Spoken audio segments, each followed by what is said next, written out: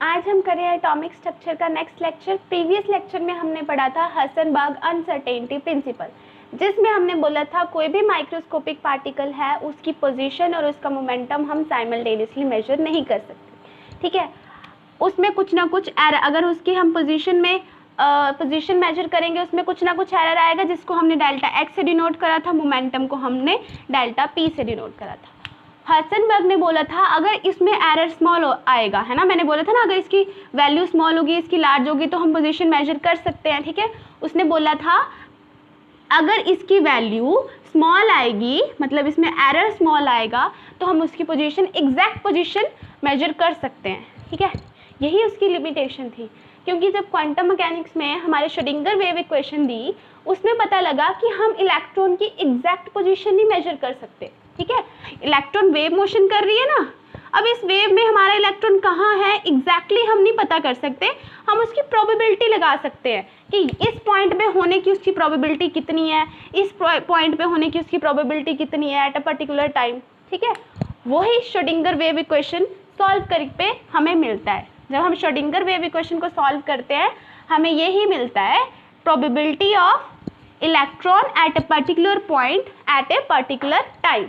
ठीक है, Schrodinger wave equation क्या थी हमारी, D square psi upon D x square plus D square psi upon D Y square, D square psi upon D Z square plus 8 pi square M upon H square E minus V psi is equal to 0।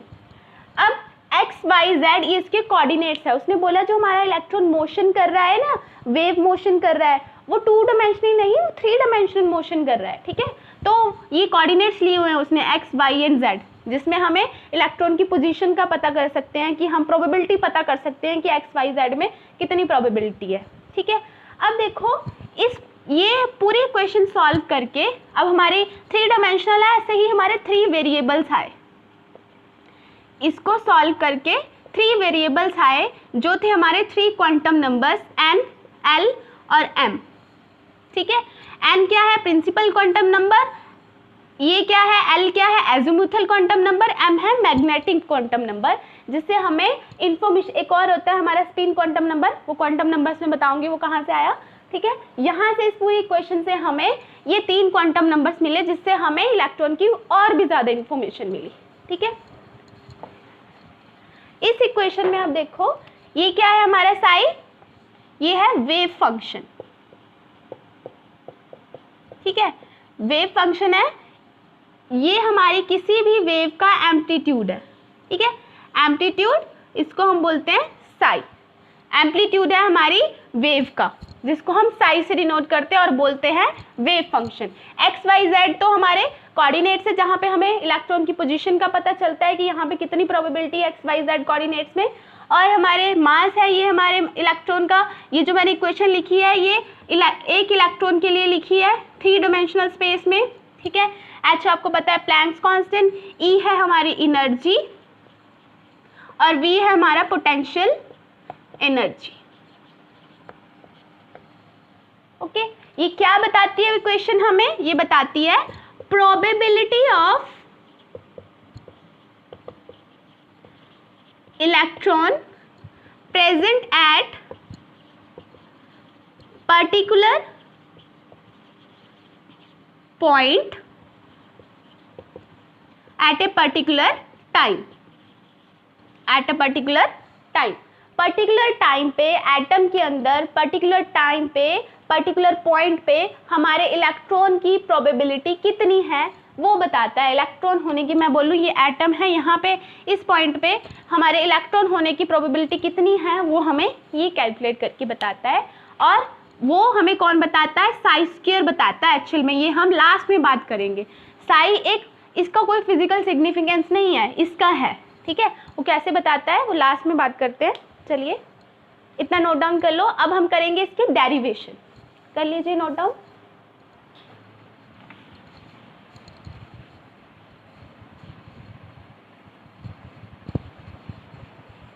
और ये जो हमारी equation है ये double differentiation equation है। Okay, चलो सबसे पहले डेरिवेशन के लिए हमें इक्वेशन याद होनी चाहिए। और सबसे पहले उसने कंसीडर किया था कि जो हमारा इलेक्ट्रॉन है वो न्यूक्लियस के अराउंड 3 डायमेंशनल स्पेस में घूम रहा है, और वो जो वेव है, इलेक्ट्रॉन की जो वेव है, मोशन की वजह से जो वेव बन रही है वो स्टेशनरी वेव है। उसने क्या माना, वो स्टेशनरी वेव है। स्टेशनरी वेव, नॉन स्टेशनरी हम पिछले लेक्चर में पढ़ के आए ना, पता है ना। चलिए अब करेंगे, सबसे पहले ये वैल्यू हमें याद रखनी पड़ेगी, बस ये याद रखना पड़ेगा, आगे हम निकाल सकते हैं आसानी से, ठीक है। Psi is equal to A sine 2 pi x upon lambda, ठीक है। ये उसने साई की वैल्यू रखी। चलो अब इसकी करो डिफरेंशिएशन, डिफरेंशिएशन कर देंगे इक्वेशन 1 की। चलिए D Sai upon D x, ये आ जाएगा ए हमारा कांस्टेंट है, ठीक है, इसकी नहीं होगी। नेक्स्ट आएगा 2 पाई अपॉन लैम्डा, और फिर साइन का कॉस हो जाएगा, और ये आ जाएगा 2 पाई एक्स अपॉन लैम्डा, ठीक है। अब ये डबल डिफरेंशिएशन इक्वेशन है, तो हम फिर से डिफरेंशिएशन करेंगे इसकी। कर दीजिए D square psi upon D x square is equal to A हमारा कांस्टेंट है, इसलिए इसको कांस्टेंट रहने देंगे। ये आ जाएगा 2 पाई, ये चेंज नहीं होगा, 2 पाई अपॉन लैम्डा, फिर से 2 पाई अपॉन लैम्डा, ठीक है। फिर आ जाएगा minus sign 2 pi x upon lambda. Okay, चलिए जल्दी से सॉल्व कर लीजिए फिर से इसको। ये क्या आ गया हमारे पास अब, ए 4 पाई अपॉन पाई स्क्वायर है, सॉरी, ठीक है, लैम्डा स्क्वायर, ठीक है। नेक्स्ट आया minus sign 2 pi x upon lambda. अगर हम इस माइनस को आगे ले आए, ये क्या आ जाएगा, minus 4 pi square upon lambda square A sine 2 pi x upon lambda, ठीक है। अब देखो ये जो हमारी वैल्यू है A sine 2 pi x upon lambda, ये साई के इक्वल है ना। तो यहाँ पे हम इस वैल्यू पे हम इसकी वैल्यू पुट कर देंगे, इस वैल्यू पुट कर देंगे, यहाँ पे आ जाएगा साई। चलो पुट कर दीजिए, क्या आ गया फिर हमारा, D square psi upon D x square minus 4 pi square upon lambda square psi, ठीक है। ये वैल्यू पुट आउट कर दी हमने, ठीक है।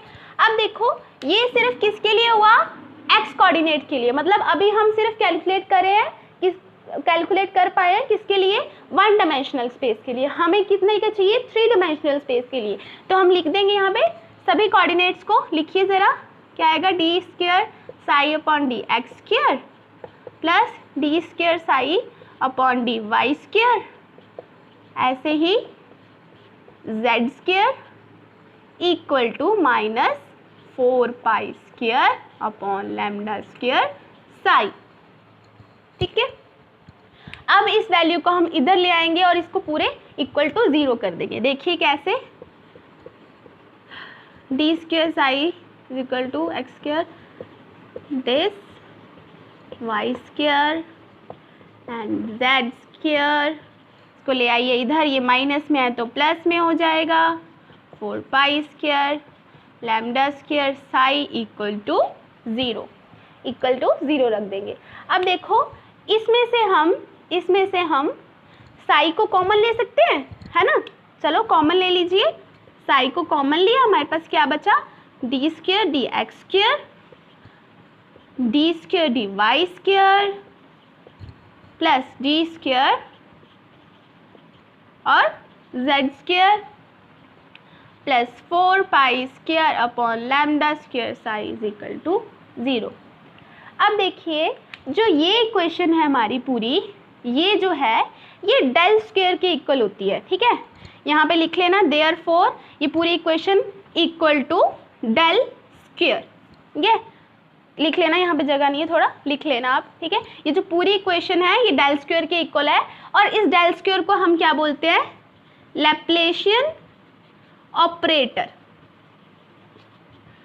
ठीक है।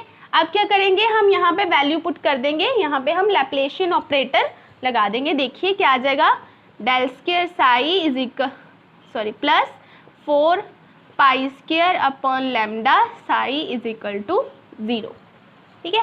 इतना नोट डाउन करो पहले, जल्दी से स्क्रीनशॉट लेना, स्क्रीनशॉट ले लो।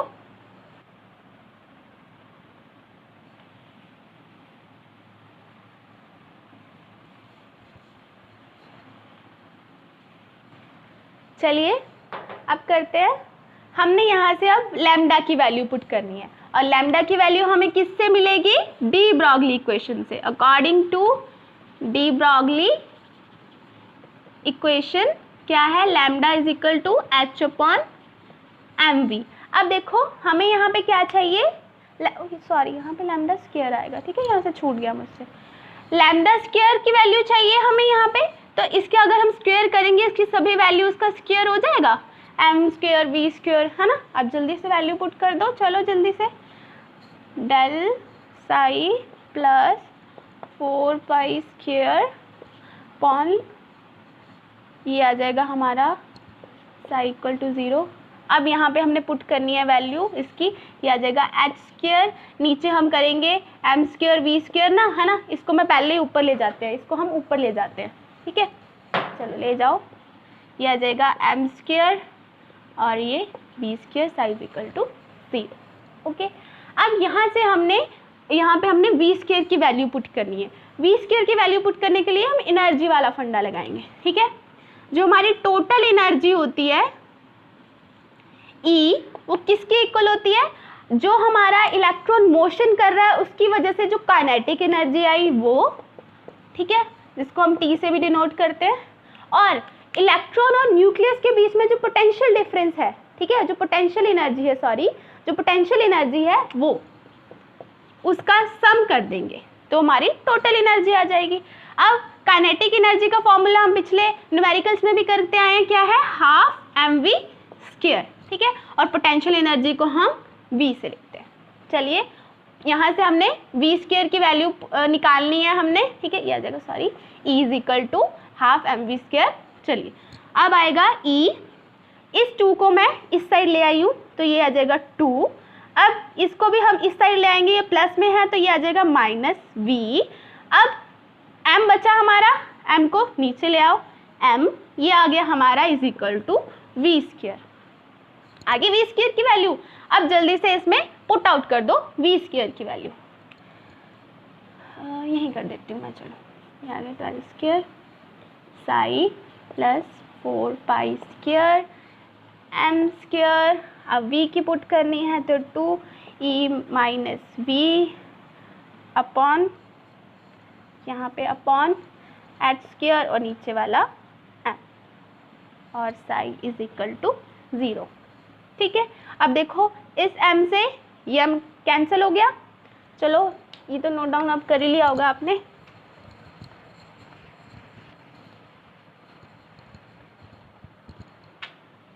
जल्दी से लिख दो इसकी वैल्यू क्या आई हमारी, plus 4 pi square m 2 e minus V upon H square psi is equal to 0, ठीक है। अब जल्दी से देखिए ये क्या आया हमारा, साई प्लस 4 टू जा 8 pi square m upon H square e minus V psi equal to 0। आ गई हमारी इक्वेशन, श्रोडिंगर वेव इक्वेशन आ गई। देखो इसकी वैल्यू पुट करेंगे तो श्रोडिंगर वेव इक्वेशन ये आ गई। देखो क्या है ये हमारा लैप्लेशियन ऑपरेटर है, पीछे देखो उसकी वैल्यू क्या है, ठीक है। यहाँ पे आ जाएगा d square psi upon D x square plus d, अगर इसकी वैल्यू पुट आउट करेंगे d square psi upon D Y square plus D square psi upon z square plus 4 pi square M upon H square और E minus V psi equal to 0। ये derive होगी हमारी Schrodinger wave equation. Simple है ना, बस आपको first वाली value याद रखनी है, बाकी फिर याद रखना है आपको लैम्डा की वैल्यू पुट करनी है और एनर्जी की इक्वेशन में से हमने वी स्क्वायर की वैल्यू निकाल के पुट करनी है, दैट्स इट, और कुछ नहीं है, ठीक है। नोट डाउन कर लो अब इसको अच्छे से। अच्छा ध्यान रखना यहाँ पे हमने साई नहीं लिखा, देखो यहाँ पे साई है ना, साई भूल गए हम, ठीक है, साई देख लेना यहाँ पे। अब सुनो मेरी बात, ये जो हमारी इक्वेशन है ये सिर्फ माइक्रोस्कोपिक पार्टिकल्स के लिए ही एप्लीकेबल है। क्यों? क्योंकि उनकी वेवलेंथ हम मेजर कर सकते हैं। मैक्रोस्कोपिक पार्टिकल की वेवलेंथ होती तो है पर उसको हम मेजर नहीं कर सकते। जैसे पिछले लेक्चर्स में हमने देख लेना कौन से लेक्चर में था, हमारा क्रिकेट बॉल और हमने माइक्रोस्कोपिक पार्टिकल इलेक्ट्रॉन की हमने वेवलेंथ निकाली थी ना, जब हमने वेवलेंथ निकाल के देखा था उसकी तो हम मेजर, माइक्रोस्कोपिक पार्टिकल जो हमारा इलेक्ट्रॉन उसकी तो हम मेजर कर पा रहे थे क्योंकि उसकी एक्सरे की इक्वल आ रही थी। लेकिन जो हमारी क्रिकेट बॉल थी वो माइक्रोस्कोपिक पार्टिकल है, उसकी हम वेवलेंथ तो थी उसकी पर उसकी हम मेजर नहीं कर पा रहे थे। ठीक है, उसकी वजह से ये सिर्फ हमारी माइक्रोस्कोपिक पार्टिकल के लिए ही एप्लीकेबल है और किसी के लिए नहीं। ठीक है, चलो अब एक और बात सुनो मेरी। अगर हमने श्रोडिंगर वेव इक्वेशन लिखनी हो फॉर एटम्स या मॉलिक्यूल, एटम के लिए या मॉलिक्यूल के लिए श्रोडिंगर वेव इक्वेशन बोले तो वो होती है हमारी H cap psi is equal to E psi. ये जो हमारे एटम और मॉलिक्यूल्स होते हैं इनकी एनर्जी टाइम के साथ चेंज नहीं होती, मतलब टाइम इंडिपेंडेंट होती है इनकी एनर्जी, उसको हम इससे लिखते हैं। किसके लिए? एटम्स और मॉलिक्यूल्स के लिए जिनकी एनर्जी टाइम इंडिपेंडेंट है, टाइम के साथ साथ चेंज नहीं होती, उनके लिए। इसमें H क्या है? Hamiltonian operator, Hamiltonian operator. ठीक है, साई तो आपको पता है एनर्जी के ये वेव फंक्शन है। अब जो हमारा हैमिल्टोनियन ऑपरेटर है वो भी हमारी जो काइनेटिक एनर्जी है उसके और हमारी जो पोटेंशियल एनर्जी है उसके सम से बना है, काइनेटिक एनर्जी और पोटेंशियल एनर्जी के सम से बना है। ठीक है, एक ये बात नोट डाउन कर लो, कर लीजिए।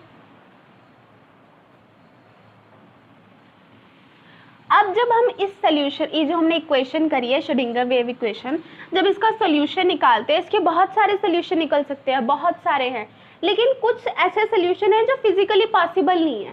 ठीक है, अब वो सोल्यूशन फिजिकली पॉसिबल जो हैं उनके लिए कंडीशन रख दी कि ये अगर ये कंडीशन रखेंगे तो हमारा सोल्यूशन फिजिकली पॉसिबल आएगा। ठीक है, वो कंडीशन क्या थी? फर्स्ट पॉइंट था साई का कि उसकी हमेशा सिंगल वैल्यू होगी eight a particular point.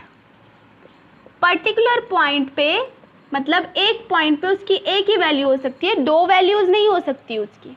Okay, second बात उन्होंने बोली वो जो वैल्यू होगी वो फाइनाइट होगी, मतलब एक डेफिनेट वैल्यू होगी, इनफाइनाइट नहीं बोल रही, फाइनाइट बोल रही हूँ, मतलब कोई डेफिनेट वैल्यू ही होगी साई की। ठीक है, थर्ड उन्होंने बात बोली it must have, Sai must have continuous point at all space.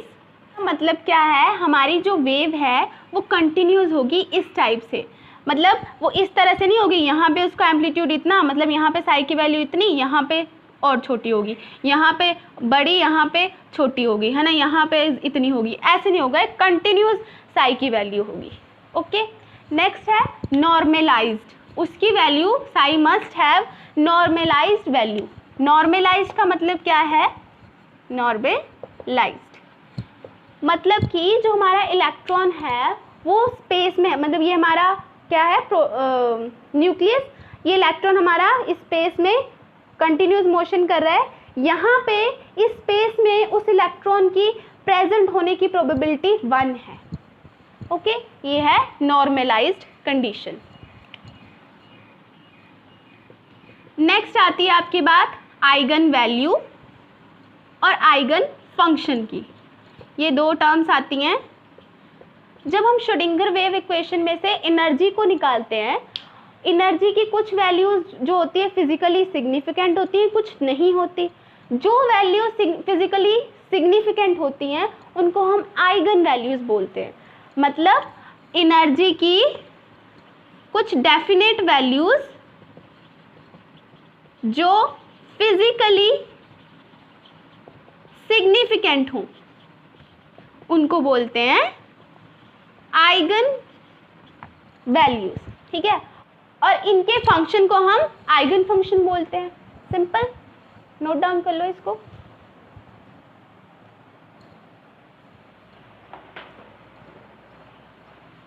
Next हमारा लास्ट टॉपिक है significance of Sai and Sai square.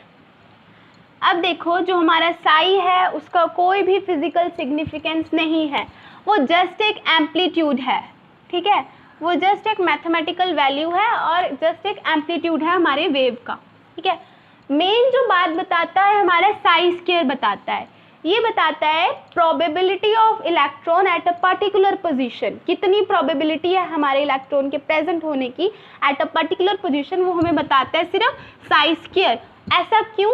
क्योंकि इसकी वैल्यू, अब देखो हम 2 लाइंस में तो इसको ऐसे बोल देंगे, लिख देंगे तो मार्क्स नहीं ना मिलेंगे, इसको हम प्रूव करेंगे ताकि हमारे अगर 2 मार्क्स का क्वेश्चन आए हमें तो पूरे फुल मार्क्स मिले। तो हम बोलेंगे साई, इसी तरह लिखेंगे हम इसको, must have values in positive, पूरा लिखना आप, नेगेटिव एंड इमेजिनरी। मतलब साई की वैल्यू पॉजिटिव भी हो सकती है, नेगेटिव भी हो सकती है और इमेजिनरी भी हो सकती है, बट जो हमारा साई स्क्वायर है वो हमेशा उनकी वैल्यू रियल होती है, ठीक है, ये एक रियल क्वांटिटीज हैं। ओके, इसका अब हम साई को हम ऐसे भी लिख सकते हैं साई एंड साई स्टार, ये साई का ही कंजुगेट है। ओके, अब हम कैसे लिखेंगे, देखो, psi possess imaginary value is expressed as, कैसे एक्सप्रेस करेंगे हम, psi is equal to X minus iota Y, iota की वैल्यू होती है √-1, ठीक है, इस तरह से एक्सप्लेन करना। और x और y क्या है, हमारे रियल नंबर्स, ठीक है। पहले ऊपर वैसे लाइन लिख देना आपकी, इसका सिग्निफिकेंस नहीं है और इसका क्या सिग्निफिकेंस है, इसका सिग्निफिकेंस है probability of finding the electron at a particular point, फिर उसके बाद ये स्टार्ट करना आप, ठीक है। चलिए अब इसकी वैल्यूज देखिए, साई इज इक्वल टू, अब किसकी देखिए हम, साई स्टार की, साई स्टार क्या है, इसी का एक कंजुगेट है, ठीक है, तो हम इसको लेंगे x प्लस आई और y। अब हमें निकालना क्या है, साई स्क्वायर को हम क्या लिख सकते हैं, साई और साई स्टार, ठीक है, ये दोनों हमें निकालने हैं। अब देखो कैसे लिखेंगे हम इसको इसका स्क्रीनशॉट ले लो, ठीक है। चलिए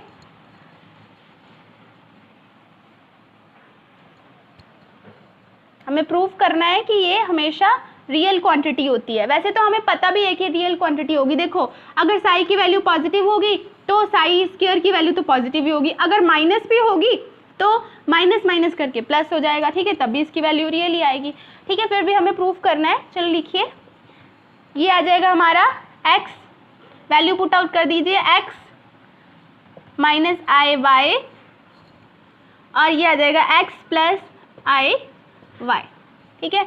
अब यहाँ से आ जाएगा हमारा एक्स स्क्वायर माइनस आई स्क्वायर और वाई स्क्वायर, आई स्क्वायर की वैल्यू क्या आ जाएगी यहाँ पे, √-1 का होल स्क्वायर, और ये आ जाएगा -1, पुट कर दीजिए यहाँ पे वैल्यू, या क्या आ जाएगा एक्स स्क्वायर -1 माइनस -1 स्क्वायर, ये क्या आ गया, X square plus Y square. Hence ये हमने स्टार्टिंग में लिख दिया था कि x एंड y हमारे रियल नंबर है, हैंस इसकी वैल्यू हमारी रियल आई। इसका मतलब जो हमारा साई स्क्वायर है, ऐसे लिखना फिर आप, hence psi square is always a real quantity, ठीक है। साई हमारी इमेजिनरी भी हो सकती है लेकिन ये हमेशा रियल क्वांटिटी होती है, इसलिए हम इसी से इसको फाइंड करते हैं। इसी नोट डाउन कर लो इसको। आज के लिए इतना ही, ठीक है। कल हम करेंगे ऑर्बिट एंड ऑर्बिटल और क्वांटम नंबर्स, ठीक है। और इस वीडियो में आपको कोई भी डाउट हो तो आप कमेंट सेक्शन में बोलना, और अगर आपको वीडियो अच्छी लगे तो लाइक करना और शेयर ज़रूर करो अपने फ्रेंड्स के साथ और सब्सक्राइब करना।